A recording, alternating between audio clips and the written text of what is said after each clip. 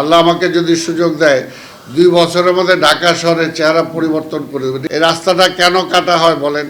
আবার আমরা যদি কাটার অনুমতি না দেই, বিনা অনুমতিতে রাস্তা কেটে ফেলে রাত্রেবেলা। যে ঢাকা শহরে আপনারা বলেছেন, আমার এক ভাই অধ্যাপক আহমদ কামরুজ্জামান মজুমদার বলেছেন যে এটা বায়ু দূষণ, শব্দ দূষণের ব্যাপারে বলেছেন।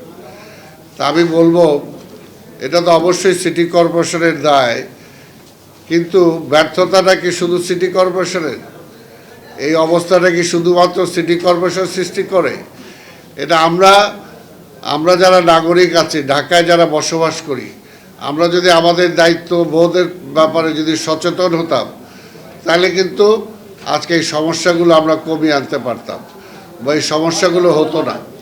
আজকে আপনাদের সামনে আমি একটি কথা বলি যে সামনে বর্ষা আসছে, ডেঙ্গু চিকনগুনিয়ার প্রভাব বাড়বে। মাননীয় প্রধানমন্ত্রী আমাকে বারবার বলছেন যে এখন থেকেই পদক্ষেপ নিতে হবে যাতে এটা না বাড়ে।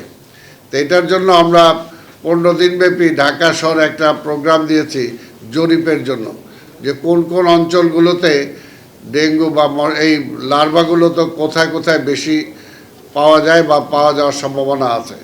তো তারই একটা অংশ হিসাবে 3 দিন আগে আমরা যখন এটা ওপেন করে আমি প্রোগ্রামটা, তখনই আমাদের মশক নিধন কর্মী যারা আছে, যারা কাজ করে বিভিন্ন জায়গায় খোঁজ খবর নেয়, হঠাৎ বললো স্যার আজকেই শুরু করব, একটা জায়গা আছে আপনি চলেন, আপনি উদ্বোধন করবেন। তো নগর ভবনের পাশেই কিছু দূর দূরে পশু হাসপাতাল আছে, সেই পশু হাসপাতালের ভিতরে আমাকে নিয়ে গেল।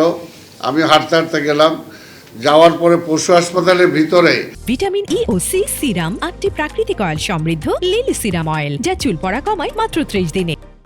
সেখানে তাদের স্টাফরা থাকে। তো সেখানে স্টাফদের যে বাড়িতে থাকে, বাসায় থাকে, তার পাশেই পড়ে আছে ককশিট, ওই যে টেলিভিশন যে ভাঙা কাভারের যে ককশিট, সেটা পড়ে আছে। তার মধ্যে পানি, বৃষ্টির পানি 2 দিন জমা হয়ে ওইখানে মশার লার্ভা জন্ম হয়েছে। পাশে আরেকটা ভাঙা পাতিল, সেটার মধ্যে সেই লার্ভা জন্ম হয়েছে। তা আমি পরিচালক সাহেবকে ডেকে বললাম যে আজকে আপনি এই লার্ভাটা 2 দিন আর যদি 2 দিন থাকে, এটা মশায় উৎপাদন মশা হবে এবং ডেঙ্গু হবে, এবং ডেঙ্গু মশা হয়ে আপনাকে কামড়াবে। কামড়ানোর পরে আপনি বলবেন যে সিটি কর্পোরেশন মশার ওষুধ দেয় নাই, অথচ মশার ফ্যাক্টরিটা আপনি বানায় রাখছেন আপনার বাড়িতে, আপনি সেই ফ্যাক্টরি জন্ম দিতেছেন এখানে। এর জন্যই বলবো যে আজকে সেটার জন্য যে মানুষের যদি আমরা সচেতন হতে পারি, তাহলে কিন্তু, যেটা আমি বারবার বলতেছি, যে আল্লাহ আমাকে যদি সুযোগ দেয় 2 বছরের মধ্যে ঢাকা শহরের চেহারা পরিবর্তন করে দেবে। এটা কীভাবে বলি? অর্থাৎ জনগণকে সচেতন করা।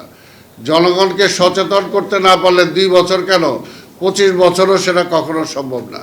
তো সেই কারণেই এবং জনগণকে সচেতন করার জন্য জনগণের কাছাকাছি যাওয়া, এইটাও একটা কাজ। এই জন্য আমি সেটা বিশ্বাস করি। এই জন্য বলবো যে আজকের উনি যেটা বললেন যে রাস্তা কাটার, এই রাস্তাটা কেন কাটা হয় বলেন? আবার আমরা যদি কাটার অনুমতি না দেই, বিনা অনুমতিতে রাস্তা কেটে ফেলে রাত্রেবেলা, এমনও হয়েছে। আবার রাস্তা কাটার পরে এখানে যেহেতু সমন্বিত কাজ হয় না, যে কারণে আমরা চেষ্টা করছি যে প্রত্যেকটা প্রতিষ্ঠানের সাথে একটা সমন্বয় যদি করা যায় এবং একসাথে কাজগুলি করা যায়, যেটা ইতিমধ্যে আমরা ধানমন্ডিতে শুরু করেছি। আজকে টেলিফোন লাইন, আজকে ইন্টারনেট লাইন, আজকে কেবল লাইন, একসাথে যাতে তারা কাজ করতে পারে, একসাথে যাতে তারা মাটির নিচে আন্ডারগ্রাউন্ডে নিয়ে যেতে পারে, সেটা পাইলট প্রকল্প সেখানে আমরা শুরু করেছি। এটা সারা ঢাকা শহরে আমরা শুরু করতে চাই। তো সেটার জন্য তো সেই সময়টা দরকার। আমাদের মাননীয় প্রধানমন্ত্রী বারবার এটার উপর জোর দিচ্ছেন।